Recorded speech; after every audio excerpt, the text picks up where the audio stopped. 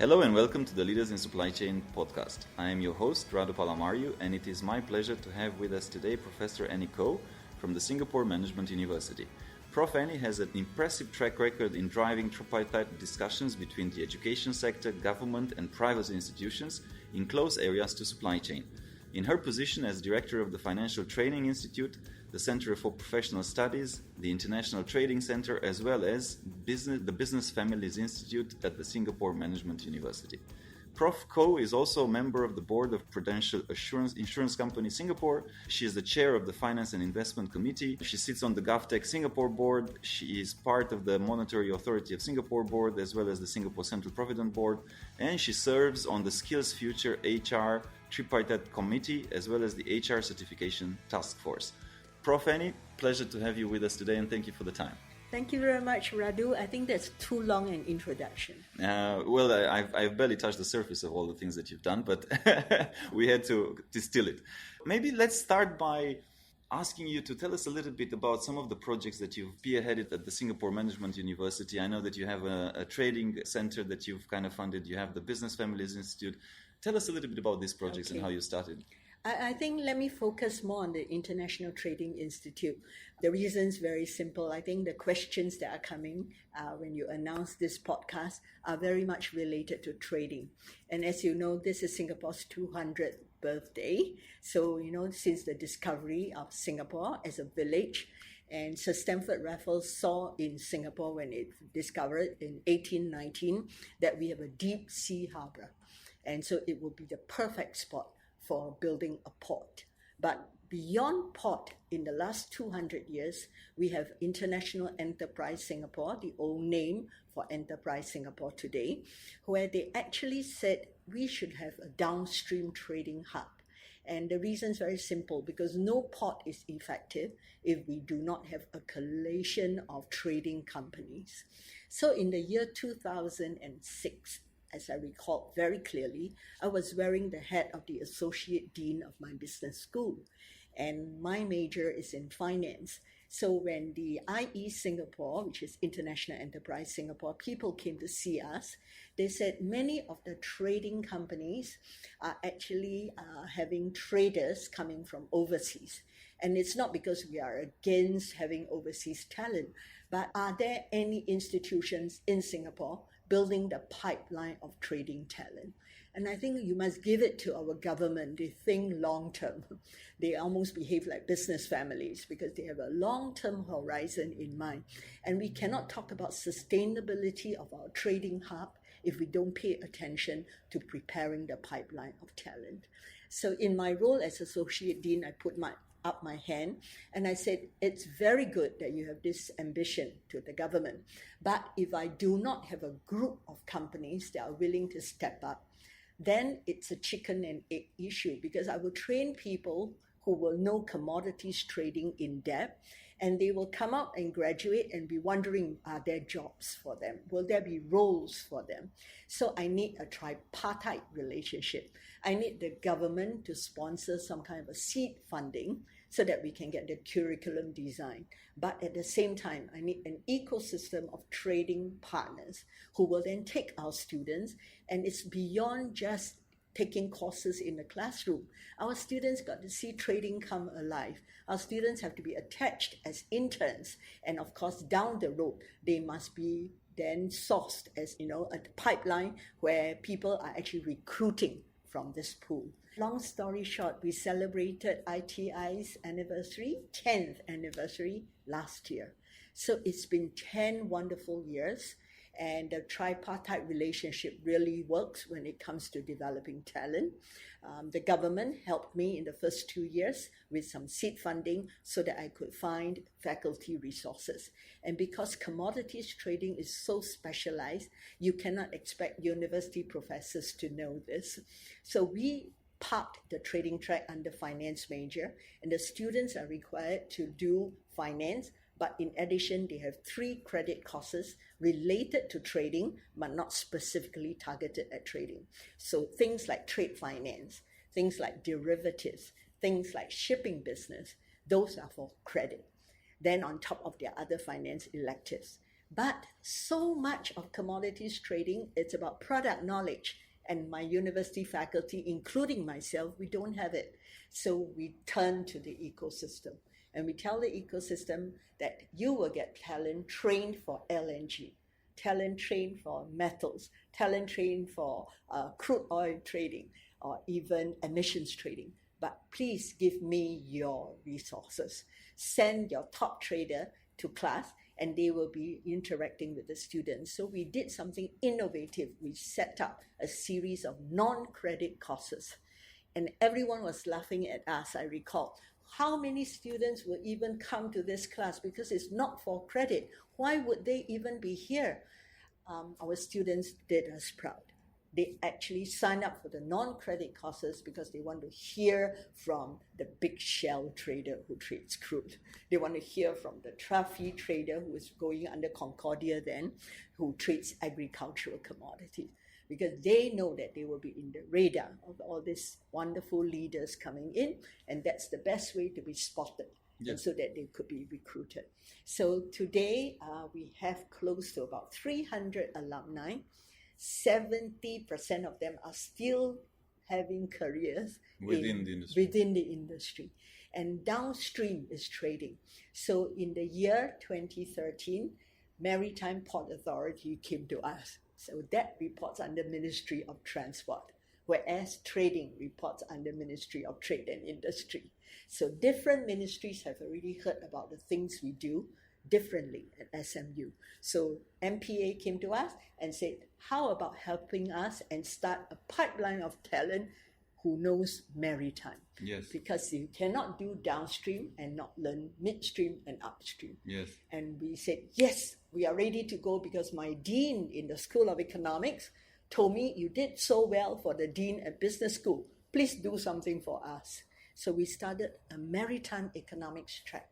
And that was about 4 years ago. And we have students who are not only doing maritime economics, they get a 1 term in Copenhagen Business School, fully funded through the MPA funding. So that is the beauty of tripartite, Radu. The Singapore government put the money where their mouth is, because to grow talent, you must have patient capital.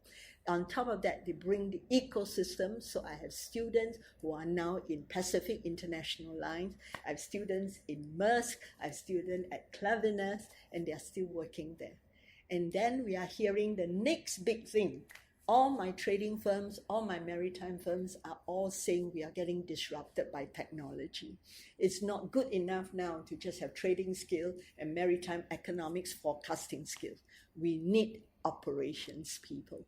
So even as I'm giving you this interview, we have just launched a Maritime Business Operations Track that's going to sit under my operations management major. So in a nutshell, universities are strategic partners of the country, but we cannot do things if it's only top down. We can only make magic happen if we have the whole community coming on board. So every one of those companies who believed in us, even when we were just a blueprint of ideas, I want to say a big thank you to all of them.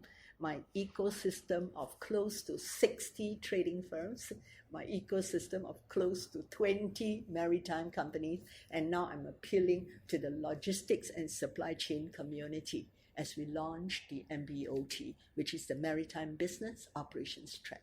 Super. But I mean, it's fascinating, actually. I knew a little bit of the story, but thank you for sharing the details with us. And I would love to find out a little bit more, because definitely now you've come a long way. Yes. You've done more than 10 years of this different tracks, and with success, success breeds success, and more people come on board. And of course, you have case studies and testimonials of people who've made it and now they have successful careers.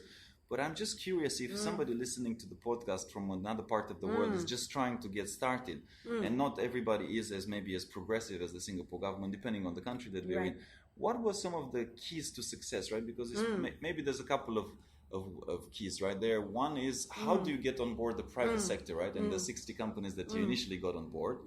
Maybe we can look a little bit into that. And the second one is also on the. I mean, the government of Singapore is very forward-looking, but maybe there's some other elements, key elements to success at the beginning. So that's a great question, Radu. I think essentially the private sector today are actually much more engaged than the many years ago. I think a lot of private sectors start to realize that we have to co-create talent together. It's always been a big issue. And in the past, they just go to the career center and say, I need so many undergraduates, and any major will do, any degree will do. But today, there is no time to waste. And many companies are no longer taking people and just doing in-house because they don't have the luxury of time. So if you go out to a private sector, one of the key success factor is do go out to the private sector and say, we are willing to experiment. We are willing to co-create. We will have like the Senate and a lot of the, committees that we have to go through, jump through hoops if we have to launch a new program. But a track is not a new program. A track is only a track within a major. Yes, absolutely. Yes. So don't try to change the world by going to say, I'm going to have a new undergraduate degree, a new master's degree focused on logistics or supply chain.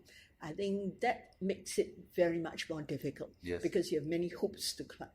But if you do something which is relatively painless in a way and not rocking and shaking the boat, and bring in partners who says we are willing to come part way with you, because many of our faculty may not be in a position to teach a lot of the applied courses. Yes. So allow for the possibility that many of the courses that you are proposing for the students to take may not be counted as credits. Yes. So it comes out as some kind of certificate of completion, or you could be a study work project. Who says that learning only takes place in the classroom? So a lot of learning can take place because it's outside of the classroom and students are doing a project, and in the process of doing, they are learning. And of course, in that process, you are also coaching them. So you have a chance to identify the talent that fits your culture or has the right competencies and entrepreneurial spirit, depending on which value chain you are at right now. So if you're a young startup, you definitely could do with a lot of young talent. If you are, steady growth, but you still need young eyes to come in, and you have your own succession challenge, because many in the maritime and logistics are actually having gray hair or no hair. So shouldn't it be your responsibility to also have a pipeline of next generation people? And my role is actually, the more I learn about trading, shipping, and logistics and supply chain, I think it's an exciting area. I think it's a great area to go out to the young talent and say, this can be a great career pathway. Why are y'all not looking at it? Right? And in the past, a lot of our students go to banking, the brainy ones, they all go there. So our role is, if this is important for my country, work with me, talk to the private sector and say, let's solve this problem together. How do we build a pipeline of talent collaboratively? Yes. And that's a fantastic sharing, actually. And indeed, it is, I think, particularly from where we sit as the human resources side, and obviously we work more with companies to find them the right talent at a certain level, but there is a push and there's a move, and there's much more excitement than ever before in the area of supply chain. And also education is slowly but surely changing, as you said, and I loved your analogy or your sharing in terms of start small. You don't need to rock the boat. You don't need to revamp the whole curriculum of the university, because also that is very difficult to do. Even the professors, as you rightfully mentioned, may not have the skills or the knowledge to overnight pick up this new subjects, but you can do it in a small way that over time picks up. Yes. So I really like that, and I wanted to kind of build upon that and ask the question from one of our listeners, which was along the side of what's your thoughts around best practices and wishes for both students and sponsoring companies when it comes to internships, to graduating programs, to building up that skill set, and also kind of getting the students on board the company on that journey. So I think that's a great question. I think it was from Matthew. And Matt, you're spot on that it takes two hands to clap. So, if you want to attract students, the students have to know who you are. So I think the fact that we actually have the non-credit classes was great, because many of the people who came in to teach for the students are actually leaders from the company. So because it's non-credit, they don't have to grade exams. They just have to tell the stories of why they are still in the job 30, 40 years later. And what are the future opportunities. Then, of course, they learn something solid. They can bring their team in and say, okay, we want to show to you that, you need not come into the company at the trading level at the moment. We need you to learn trading ops. And the more you learn about ops, the better a trader you are. So it addresses expectations. You don't have kids coming to your company thinking that I want to be in your shoes immediately. And I think those are very important lessons. So people were asking me in one of the questions about mentoring. Mentoring can take place through such programs. You could actually have professional leaders who come in and share. And in that process, given their experience, they will be great business coaches. And many of our students are inspired to join the industry because of all these wonderful leaders who came in to speak to us. Now, of course, there is also a responsibility to taking an intern. So we also tell our company there is a little template, and so the intern that comes in, we like to see that there is some kind of a structured program.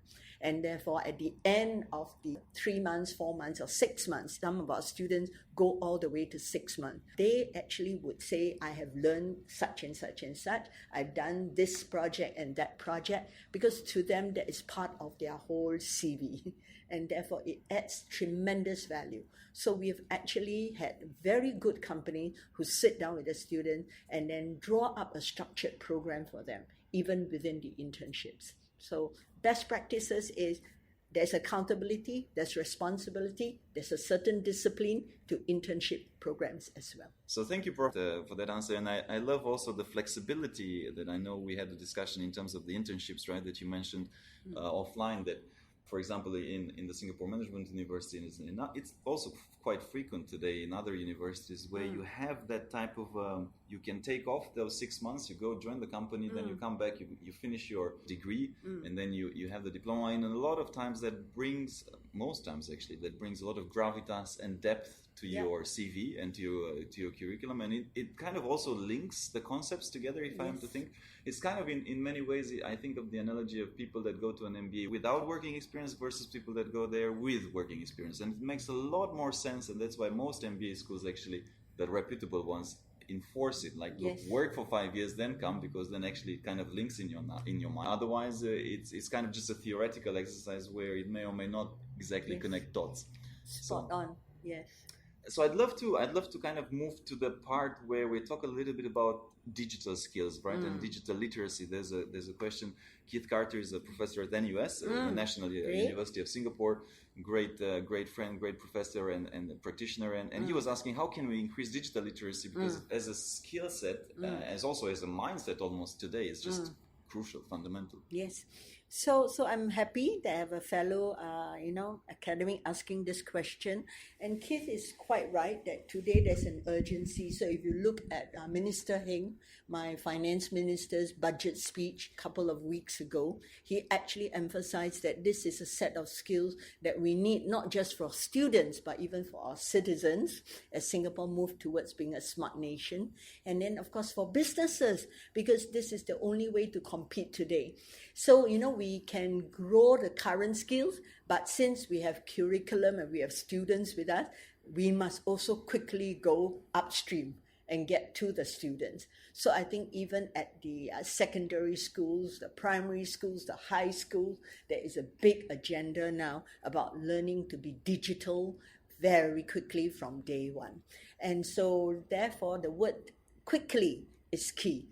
Now, digital skills should be a life skill, right, Keith? So we have 5 senses. Why don't we say we should have a digital sense? And I think for students, for children born in the year 2000, they are already digital natives. So there is no need for us to worry about the baggage or the legacy. But even my 1980s, 1990 born students today, they need to update and upgrade. And I think for the ones who are in their 40 and above, they are the ones who are struggling. So everywhere across different layers of Singapore's human resources, we need capital injection to make us human capital. So investment is critical right now. Now, the young ones could probably pick up digital skills quickly. The older ones will probably take a longer. And then, they probably have to ask themselves, what aspect of the digital skills can I learn that allows me to be creating value? I cannot relearn everything. I cannot unlearn everything, but maybe I have a companion. And so we feel very strongly that, in fact, we should match the younger cohort with the current cohort. So learning can be on a collaborative basis, intergenerational. So I love the suggestions. I would love to hear from the audience. But one of the things that we are doing right now is, about a year and a half ago, our Ministry of Manpower. So now you will realize I don't just talk to one ministry. The Ministry of Manpower spoke to us about a lot of our mid-career professionals that are getting displaced. And the sector they used to be in may have become disrupted. So in banking, some of the middle office roles are going to other countries where the cost of labor is much lower.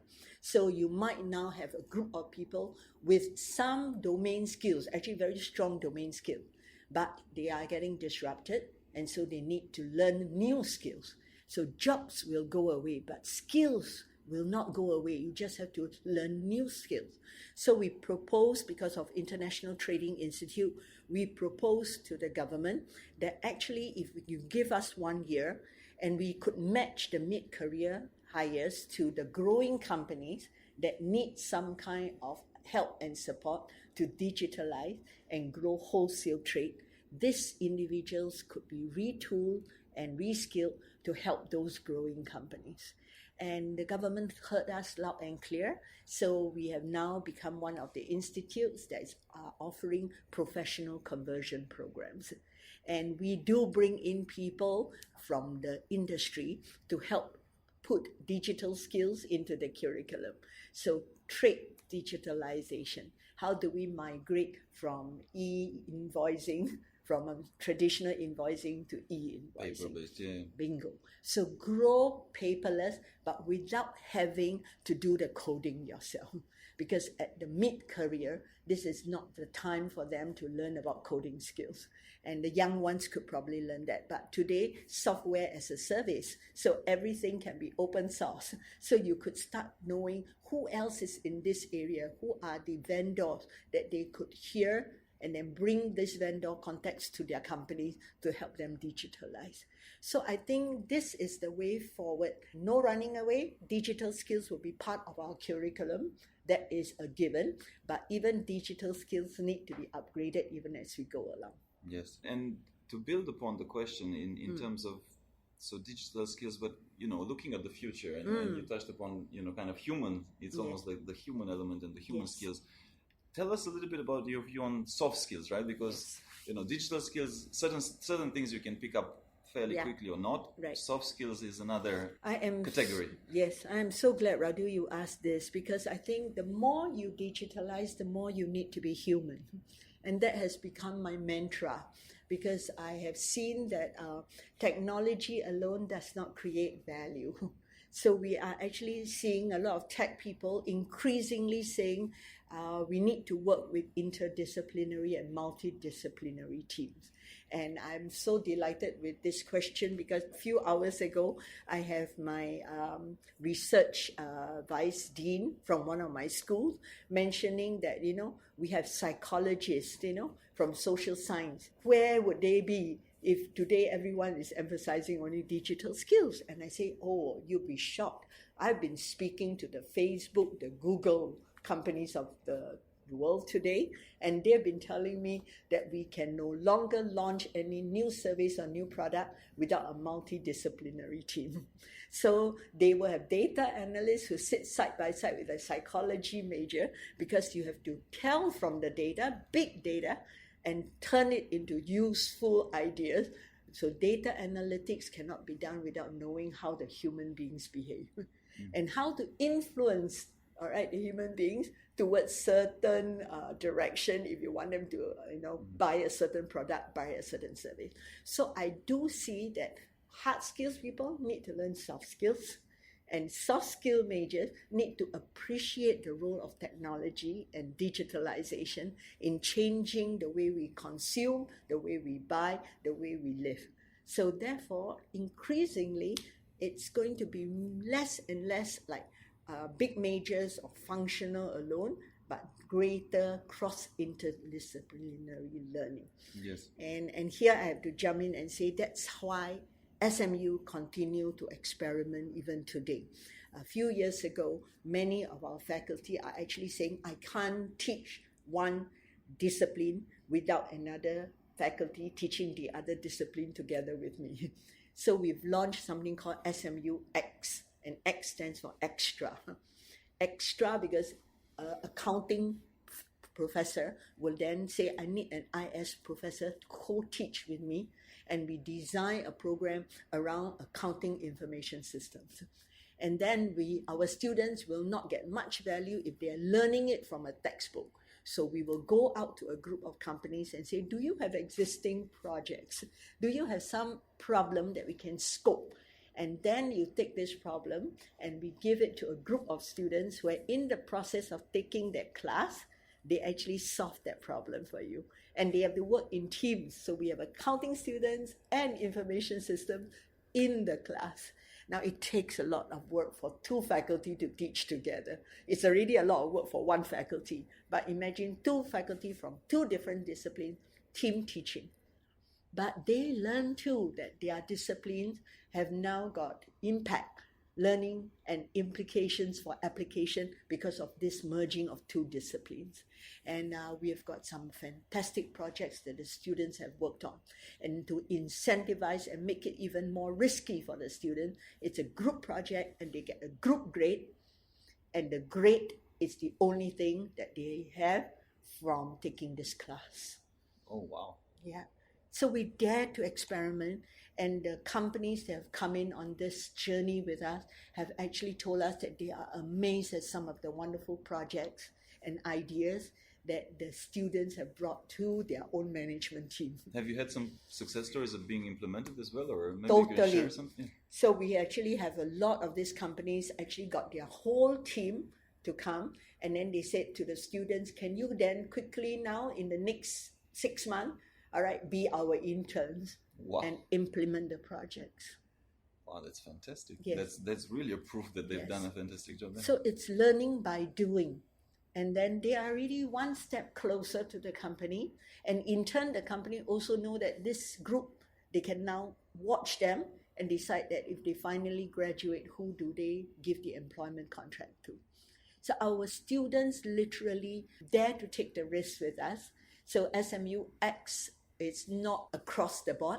We must have willing faculty, willing companies, and willing students. But they dare. They all step up to it. And our next wave is to do SMU X overseas. So it's called SMU XO. Don't you like the name XO, like the cognac, So the X overseas is critical because in minister's speech, many Singaporeans know how to do local projects. But companies are now employing talent to do overseas projects, Radu. So you can't talk about trading, maritime, and supply chain if you don't cross borders. So we want our students not to have digital skills and functional skills alone. We want them to have cross-cultural skills. And the only way to do cross-cultural is to work with the localization, to work with teams of people who are from Myanmar, Vietnam, Indonesia. Southeast Asia is just right behind our backyard.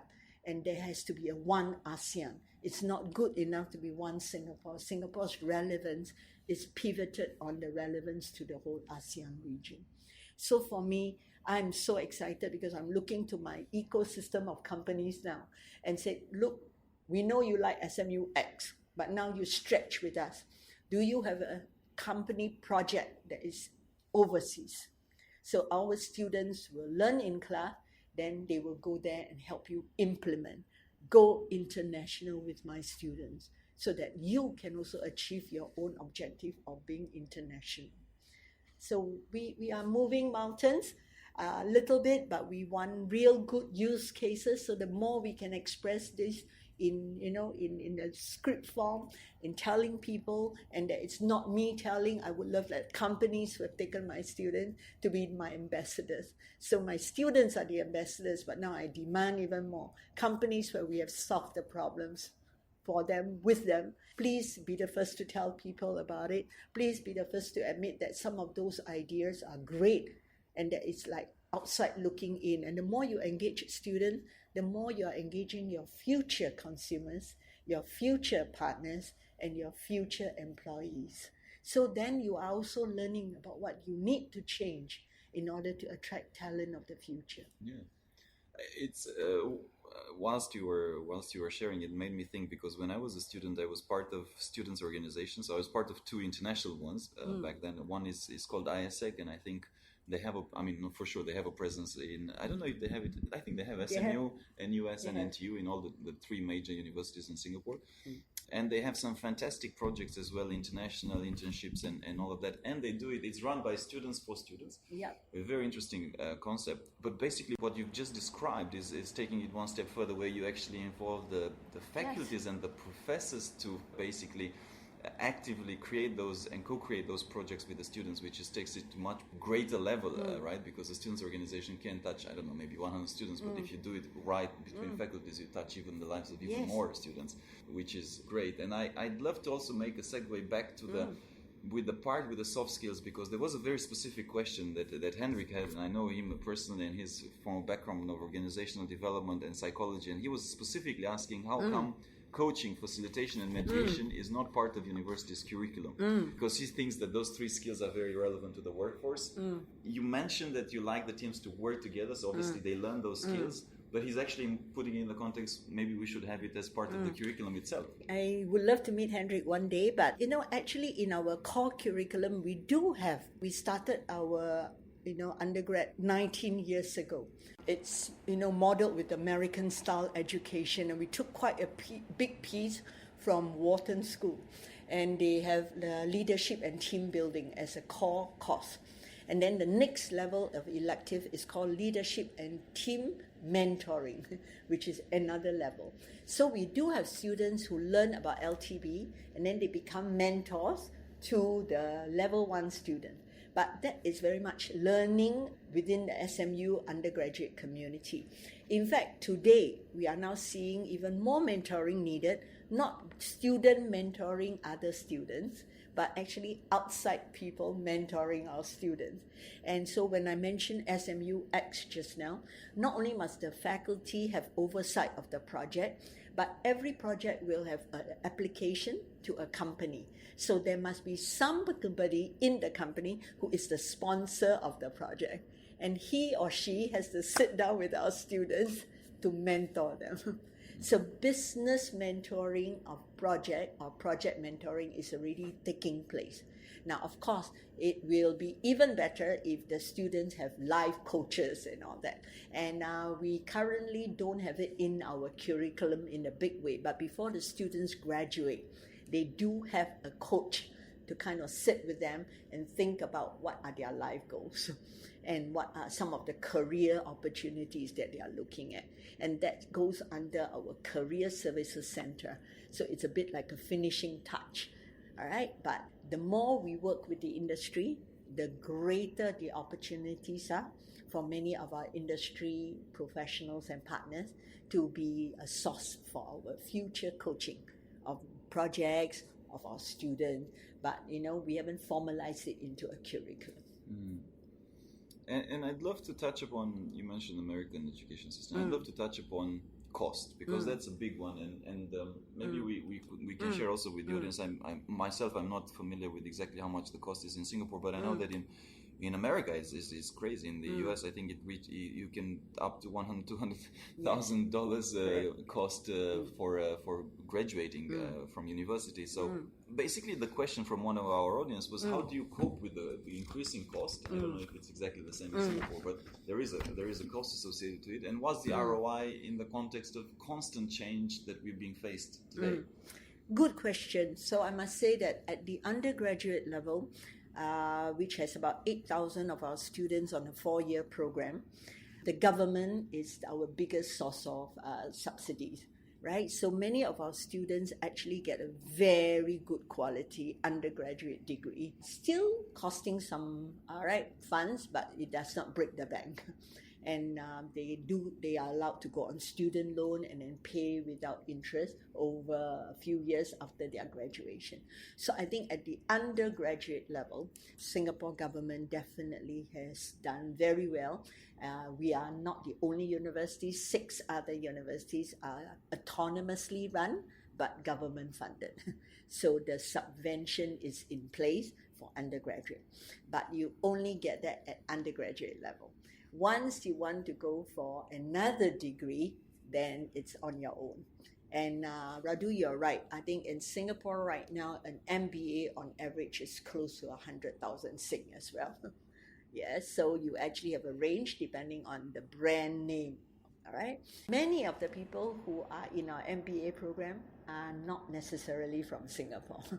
So I think the Singapore brand is still a good brand. And so about more than 60% of our student profile is actually from other countries. And they are hoping that maybe with an MBA from a Singapore branded university, they could get jobs here. They could actually apply the learning and then have jobs here. And if it's a generic MBA that you're talking about, actually most of the people's first degree is not from business. So therefore, they needed the MBA in order to round them up and have a set of fungible skills that could help them manage people, manage resources, manage company. So Singapore Management University is not about a business school.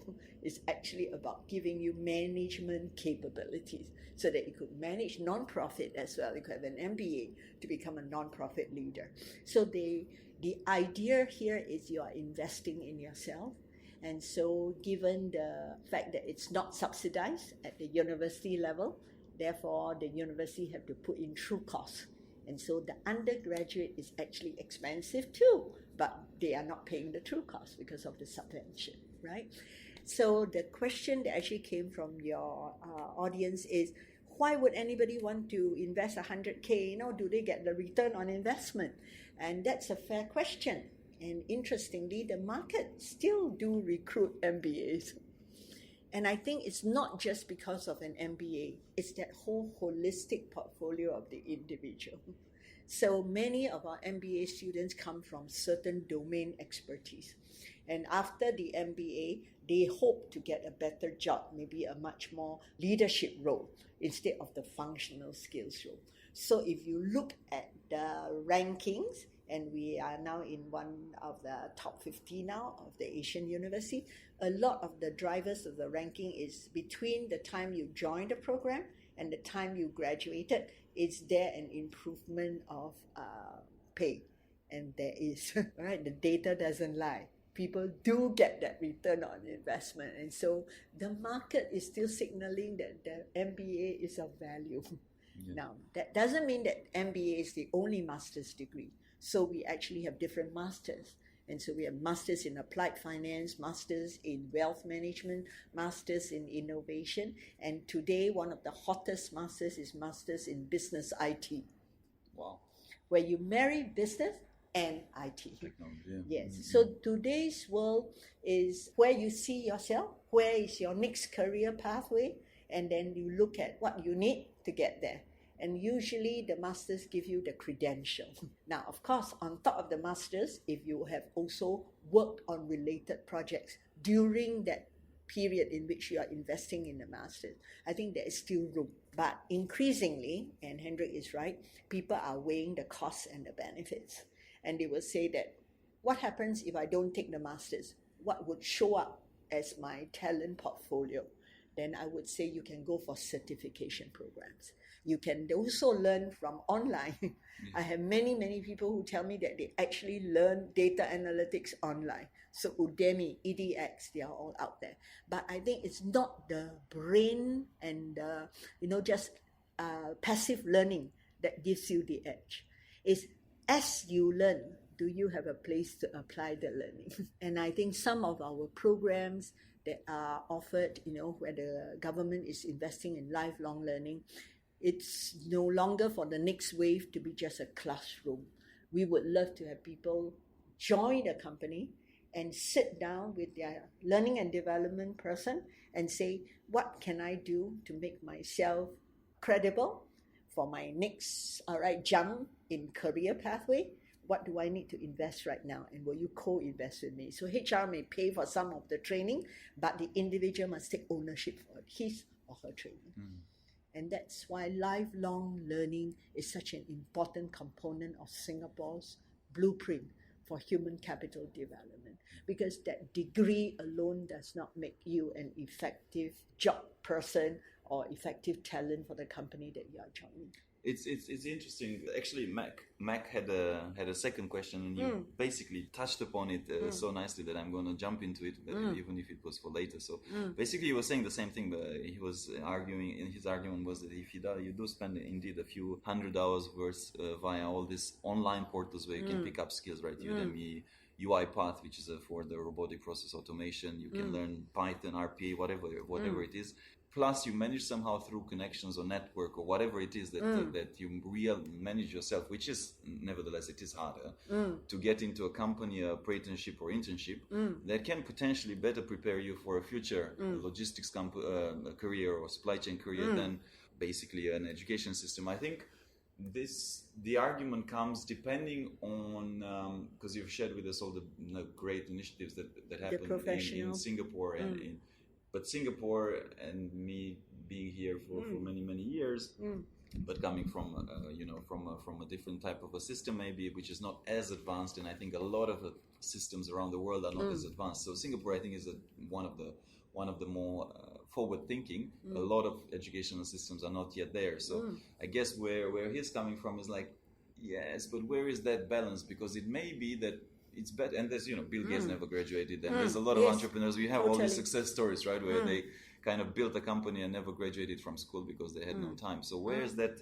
How do you decide, right? What is better for you? And if I can just jump and kind of follow my own thread of mind, and then I'll give you the microphone. It's almost, to me, it seems or it feels just based on the candidates that we interview from an HR perspective and the recruitment business, that it also depends greatly on the personality, because some people are really good, and it's typically more the entrepreneurial type, are really good with doing things and getting things going, whilst others like to have some sort of a formal structured type of an approach, and then it works better to be maybe in a more formalized setup. So that tends to also kind of play a part. But So I think today there is no one pathway. And I think I'm so glad in a way that our Minister of Education recently have stopped the idea of streaming. All right, of putting you into the fast track, the normal track, and the not so normal track. And he's saying, like, depending on your level of ability to learn, you might go from one to another, and you're picking up your portfolio of courses. And it probably make things less clear, but the future is ambiguous. It's a VUCA world, it's volatile, uncertain, complex and ambiguous. We live with it. It's going to be like this. So many people might have like a functional, major, because they like structure, right? But as they get to career pathways, they need to go back to different institutions, and I did not say universities, to acquire the add-on. And the add-on can be learned in different ways. It could be a corporate that has a structured program for you. It could be you got to go out there and sign up for the program. So even my professional conversion program that has government subsidy, I cannot do everything on my own. So I work with ICC Academy, where they actually give us an e-learning module. And we make the students adult learn Learn in your own time, own target, but just that within the 6 months, you must complete the export-import certification. So they are starting to learn at 45 online. And that's why we said you learn digital, because that is going to be your curriculum. You were going to have that certificate. If not, I will not give you my final diploma in trading, right? So universities must also adjust. Universities of the future may have to work with many other partners where there will be portability. Maybe I can let part of my curriculum be done by somebody else who is going to be better at training, all right, the future graduates of tomorrow. Maybe I can collaborate with them. I have content and they have the pipes and tubes to reach out to the masses. So therefore, there's some kind of a credentialing system. So right now, we are still experimenting. Some of our courses are going to be bite-sized and they will be stackable towards a degree. But at the moment, you can take it as certificate modules. And then if you make admissions criteria, you can become a degree when you trade it in later on. So different strokes for different folks. And I think education seemingly takes a longer time to change. So I think one of the questions is there's a big divide, between the world out there and many of the universities. And I think nothing hits universities faster than a shrinking population and other alternative, non-traditional offerers of courses and content. So some universities in the US are also very worried because they may have no more young students. They may end up having a lot of older students who are coming back for retraining. And therefore, maybe they should not get so fixated about offering more degrees, but should be offering more competency-based type program that can help people reskill, retool, and prepare for jobs of the future. So I think this conversation will continue. Fortunately, in logistics space, the market has been very responsive. I am personally not only just working for the university with my ITT, my international trading track, my maritime track, and my maritime business operations track. Those are all my undergraduates. I also sit on the board of SCALA. And SCALA stands for Supply Chain and Logistics Academy, which is housed under one of Singapore's largest logistics firm, YCH Group. So they have footprints in different countries as well.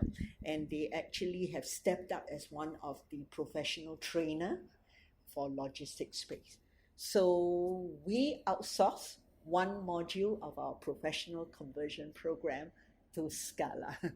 Because not only do our mid-career hires need to learn downstream trading, upstream transportation, they need to understand logistics as well. So that one module, they will go to SCALA to learn, and then there is an assessment, and we will count it towards our diploma. So I'm very collaborative, Radu. I like to believe that that's the future of everything. And logistics is not about learning in the classroom. So many of our PCP, Professional Conversion Program candidates, and SCALA's own Professional Conversion Program candidates are all matched to jobs first. So they learn by doing. So the future is about applying. And the relevance is when you apply something, it's like you got skin in the game. The learning turns alive. The learning becomes, that which I've learned about trade facilitation. My boss is now asking me, all right, to send this SKU of goods to this country. Do we have a free trade agreement with them? How do I get it into that special list so that I don't have to pay tariffs, so that I can have a market? So the whole learning comes alive. And I think that's the best way to learn, whether you are mid-career, relearning, or even an undergraduate who are learning. It's practical. It's Yes. practical, it's pragmatic. You can see exactly where whatever it is that you're learning can be applied immediately. So Yeah. absolutely. And based on what you just shared, and we had Yossi Sheffi, who's the Dean of MIT for Transportation and Logistics. And we had a very interesting discussion at that point in terms of the future of education. And as you rightfully said, and ultimately it's to be seen what it is going to be. I think nobody actually has a concrete idea of what it is, but probably things like online learning, things like collaboration between the different tripartite agreements between different parties and the three elements, government, education, and private sector, will continue to be a cornerstone of making it work. Yes. And back to Yossi, he was sharing that he's all for online and MIT under his under his watch started these online courses, and they have MIT X, and he even put up different centers of logistics, open up, I think 5 or 6 all around the world. Done. So he's done fantastic. But he said, Radu, I'm struggling with some of my colleagues because they're not that open, and they're really keeping it close to their chests because they've been used to teaching in a certain way, and that's the old way, which you also have to pay a lot of money for it. And I'm like, I'm all for opening it. Maybe I'm too open at the same time, but I guess, Prof. Annie, this is the reality that we live in, and as you said, I mean, unless you are able to adapt, also as a university, you stand the risk of not having students anymore, because people will find other ways of learning. Exactly. And if it is not practical, if it is not collaborative, if it is not truly adding value, diploma is as good as a diploma, but at some point there's going to be other ways of doing it. I think a lot of people have the aspiration, they always wanted to have a university degree. But, we do have great examples of people, like you said, who are actually self-made men, and they learn by doing because they have to create value. So many mouths are dependent on them. But coming to an education, we cannot be everything to everybody. So there are different reasons for why people still need a degree and would want a degree. So time to sit back and think. So I still have a lot of mid-career people who can afford it. And they say, I'm going to take 2 years to learn something. And there are even a lot of mid-career who are very strong leaders, and they all want to come back and do a PhD or applied, doctorate degree. And I like that because they actually said, we are coming back to the university because it is an institution of higher learning. So I'm not here to learn a trade anymore because I've done the trade. I want time to think. I want time to put all my learning before into a piece of thought leadership and contribute to the world, or maybe learning a little bit, just pushing the envelope, but I would have a part to play contributing back. So I think we shouldn't just sweep everything under the carpet and throw the baby with the bathwater. I think universities have a role to create thinking adults. Not that you don't think if you don't join a university, but to ask questions, to ask what are the big questions, what are the big problems. And today we can't solve the big problems on our own. So digitalization have made inclusiveness possible. So yesterday I was at one of the Future of Trade forum, and I love it that increasingly all my startups are looking towards, the bigger boys, because startups on their own is no longer thinking of disrupting. Their value is in helping the bigger boy, and they work cohesively together. So we are seeing that convergence now. We are seeing startups who actually said, I know that my exit may not be this big boy, but I wanted a use case to show that I have value for this big company. And big companies are also saying that my legacy system cannot change quick enough, but let me work with a startup. So I'm seeing meeting of minds, I'm seeing meeting of cultures, and I think one of my ambition is all institutions of learning should come together. That will be great if we can do it in little Singapore. I would love to talk to Keith, and see how we can collaborate. All right, maybe in non-degree, because it's easier to do collaboration if it's non-degree. And then we can look at how can we help the region. All right, how can we help as our companies grow global? Maybe I could have Keith offer courses in his digital side, and then we offer courses in the trade side to help our institutions in ASEAN. Many of them are hungry to learn. And then we work with a partner university who can turn it into their language, because a lot of times we are fragmented. English is very natural in Singapore, but some of the countries we go to, they still need the local language. So we have a university partner who can then translate and bring it down and make it more available, because technology is now making it more available. So I think human capital is the theme. It can be human capital within your own country, within your own sector, but the power of digitalization is you can touch more human beings by working together. So I definitely hope to work with more people if they hear this podcast. I'm more than happy, more than ready. Yeah, I'm sure. I mean, when we'll include your context so they can reach out to you. Yeah. And just before we go, I'd love to address also this question because it's a big one and it's on sustainability. And Corina was asking that I mean, she was kind of framing it that education gets a more and more important meaning today because of the globalization, and we have a lot of different things, peace, justice, strong institutions that we need to look after. But also it's the kind of merit or almost obligation that education should have in order to contribute to a sustainable development of us as a society, if you may. How can we achieve that? How can education achieve that? Oh, I love the question from Corina. Is she related to you? Her last name is Radu. No, I'm just teasing her. She's Romanian. Yeah, she's Romanian. I love the question, and I think, Corina, you'll be happy to know that just as recent as last month, beginning of the year, my business school, my dean, Jerry George, have just announced that sustainability is a major in our business school. And even today, when I look at all my companies that have supported us, they are coming to us now and say, Annie, it's great that you have done your curriculum that has non-credit in product knowledge, but going forward, can you also include a non-credit sustainability component? Because more and more companies are looking at sustainability.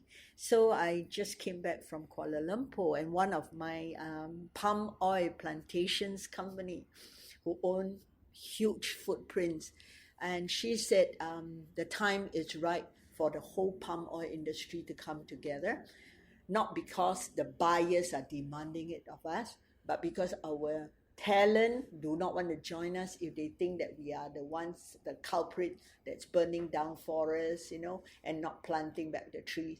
But we now have data that we are collecting from the farms, and the more we work across the value chain, the supply chain that you're so proud about, Radu, if we can get all the elements in the supply chain to collect data and track the traceability with blockchain today, and with AI to interpret the data, we can actually show that there is a certification that we are definitely paying attention to sustainability. So my new president, Prof. Lily Kong, has actually taken on the role of re-looking our whole curriculum. And our curriculum today is pivoted as a core curriculum before you do your electives around 3 C's. And the first C is on capabilities, which is very much driven by your majors and your tracks. There are some functional skills that every student should still need to learn. But the second one is about communities. That means you cannot be an educated person if you don't think beyond yourself. So the community is critical. You should be doing corporate social responsibility. You should be doing things that build a more sustainable future for the whole world and for your own village, and not just the world alone. And then the third is about civilizations. How can you be a global citizen if you are so micro, if you're only a frog looking up your own well? So civilizations is to create cross-cultural awareness. And what better way than our ASEAN backyard? We have 10 countries, and so many of our students look to Europe, look to America, but don't even know enough about ASEAN. So I think if we could hit the all 3 C's in the next few years of our core curriculum, we should hopefully be addressing some of that sustainability question. They are the future workers, they are the future consumers, they are the future partners. They will require it, they will insist on it for whoever they are going to be working with. So I think I'm not giving up hope on the current pool of human beings and people, but if we invest right in our future citizen, who is a global citizen, who sees a compatible, sustainable, world that we all live in together, there is hope, Karina, for this to happen. And as we know, it's been studied and with generation Y and the millennials, and I don't know how they call the last generation Z or yes, Z is the the demand for basically sustainability and meaning in work and in whatever it is that they do is so high that it's just incredibly important that we include that. And I would love also to kind of wrap up with a more personal question, because I think by now, the audience knows you a little bit better, Prof. Annie, and then your energy is contagious, and I think you've shared a lot of great stories, great projects, and I think the common theme that comes across very strongly is collaboration and maybe community, in a sense of let's do this together, let's involve the different players in the ecosystem and let's build it together. Yes. Probably another theme that I've heard again and again was, let's be open, let's be creative, let's explore, let's try out new things, right? So that part. But maybe tell a little bit to the audience also a little bit about yourself. How, because you have this energy and you have this passion, and how did it come about? And you've had a very successful career in the academia. So I don't know, maybe very shortly, how did? Yeah, I think a lot of people see me as an academic who is always challenging the current, because the current needs to change, but most people don't realize it. I actually have a career that is not in academic in the past. So after my first degree in economics and social studies, actually I was a banker. So I was 4.5 years a banker in DBS, and I went straight into treasury. So I was a forex trader. Yes, I like the way you smile, Radu. So that's a part of my life you didn't realize. And I have 4.5 fantastic years where we are actually international from day one.